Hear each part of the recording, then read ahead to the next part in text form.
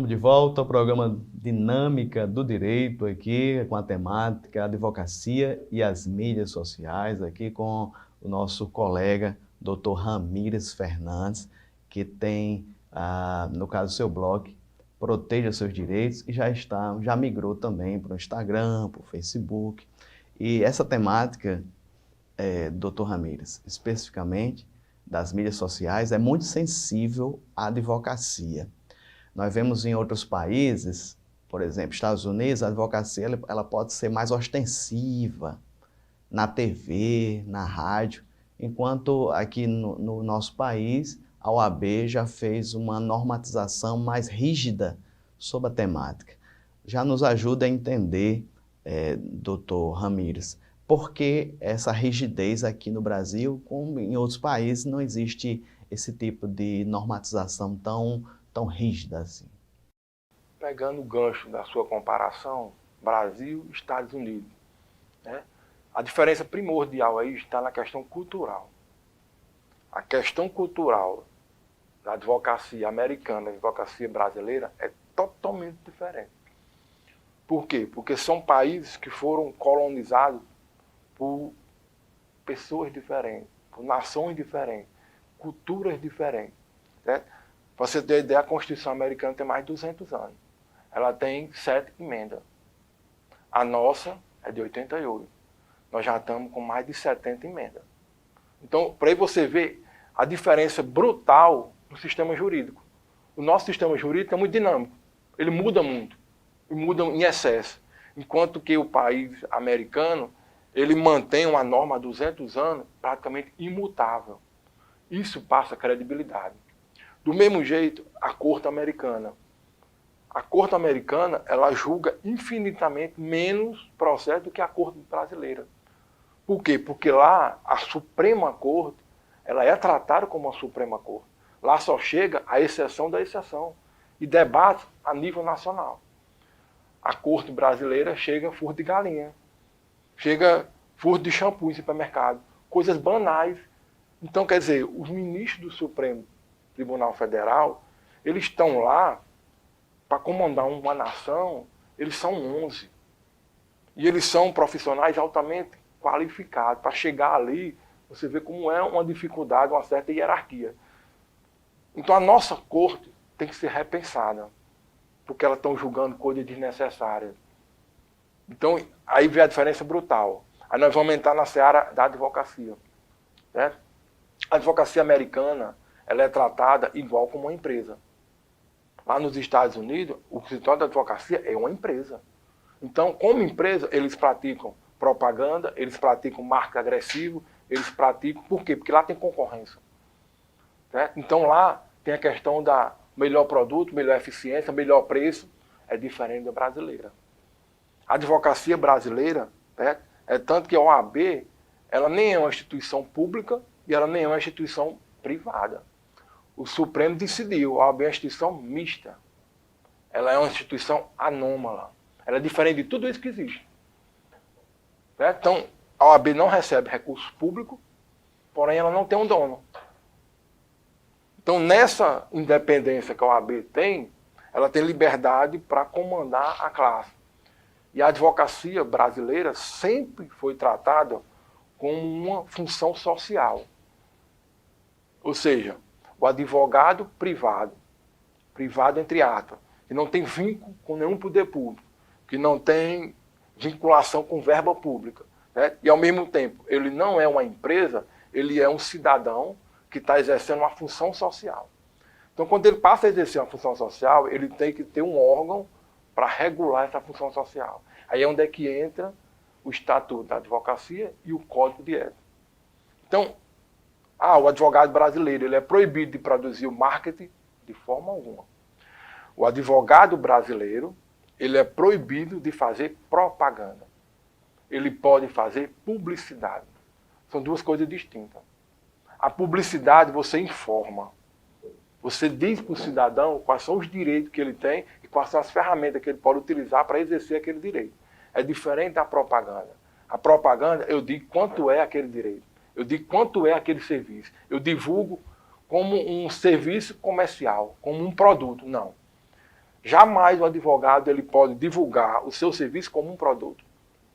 O advogado ele tem aquela limitação imposta pelo Código de Ética, certo? Ele pode produzir o marketing. O que é o marketing jurídico? O marketing jurídico é você se apresentar à sociedade, é você trazer conteúdo, você discutir problemas cotidianos, problemas do dia a dia, da área jurídica, esclarecer a população, tirar a dúvida. Certo? Então você pode usar Instagram, você pode usar o WhatsApp, nesse sentido informativo. O que é proibido o advogado utilizar nesses canais? A prática predatória, certo? O intuito empresarial, o intuito comercial. Então jamais o advogado pode divulgar preço de produto. Você quer saber quanto é o preço do meu serviço? A OAB tem uma tabela. É publicizada. Está lá no site da OAB. Eu, como advogado, no meu mistério privado, certo? Eu tenho que trazer transparência para o cliente. Então, eu apresento para ele a tabela da OAB. Olha, o seu serviço é esse aqui, o valor da OAB é esse aqui. Pronto. Então, é diferente de uma empresa. Uma empresa, ela chega na mídia e ela faz Black Friday, ela faz liquidações e ela tem liberdade para colocar preço, fazer desconto e atrair cliente. O advogado não pode jamais fazer. O advogado ele não pode ter essa função de atrair clientela. A captação de cliente é crime. Está previsto lá no Estatuto da Ordem. Então, isso é proibido. Então, para finalizar, podemos fazer o marketing? Podemos. Porém, de forma comedida. De forma não com caráter mercantilista. Esqueça o mercantilismo. Esqueça a prática predatória. Vamos divulgar o nosso trabalho, o nosso serviço e tratar de valores no escritório, de forma privada, com transparência com o cliente e com a tabela da OAB. Doutor Ramírez, o senhor já tem uma larga experiência, são 20 anos. Como era antes, os limites, porque saiu agora um provimento novo em julho desse ano, o 205 da OAB. Como é que foi essa evolução? Não existia, eu acho que na sua época só existia TV e rádio. Acho que o rádio, sobretudo, era o mais utilizado para o advogado informar. Depois veio essa questão da popularização da internet. Nos ajudem a ver essa evolução, bem rapidinho ainda nesse bloco, até chegar no provimento 205. Exato. Eu não quero aqui colocar aquela imagem de advogado dinossauro, da época das trevas. Mas quando você está 20 anos no mercado, você vê muita coisa. Só para você ter ideia, na prática jurídica da UERN, quando nós começamos, não existia computador.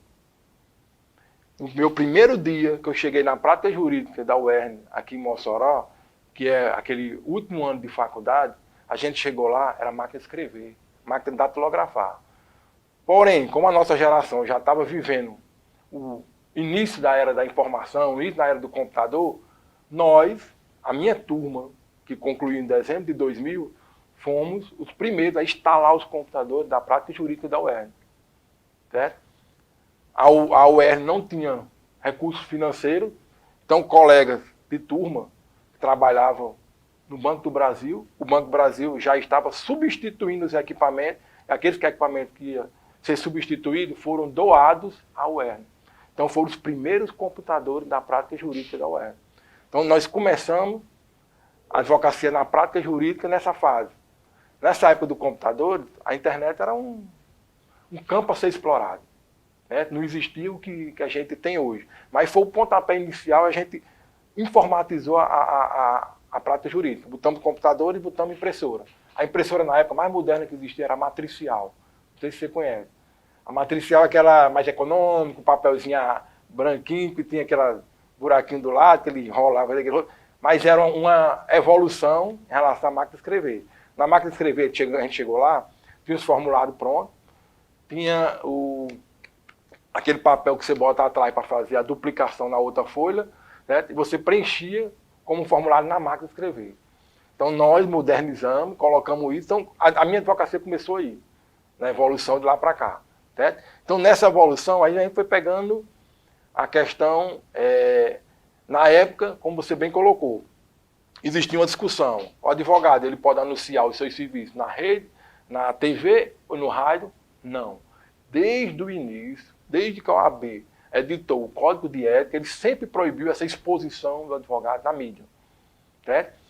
Na evolução, tanto do arcabouço legislativo e da prática, inserir no cotidiano, foi aos poucos liberando a participação do advogado nas mídias sociais, nos canais de telecomunicações, na imprensa, com esse enfoque informativo.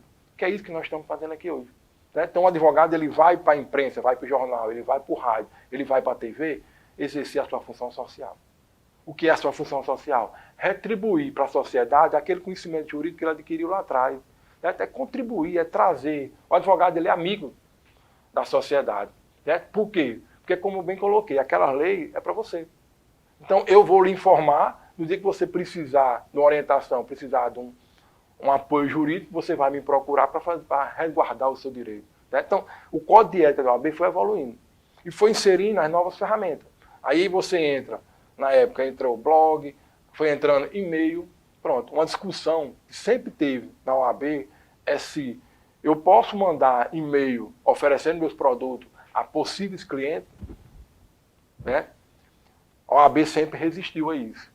Nas últimas alterações foi liberado, porém de forma comedida e de forma privada. Eu só posso mandar para cada cliente, certo? E de forma controlada, tipo, surgiu uma tese jurídica nova. Eu tenho uma obrigação de informar. Então eu tenho potenciais clientes, eu posso enviar aquele conteúdo para ele, se ele tiver interesse de conhecer mais, nos procurar o nosso serviço. Então, essa divulgação privada, o Código de Ética, permite. Doutor Ramírez, nós temos que chamar um intervalo.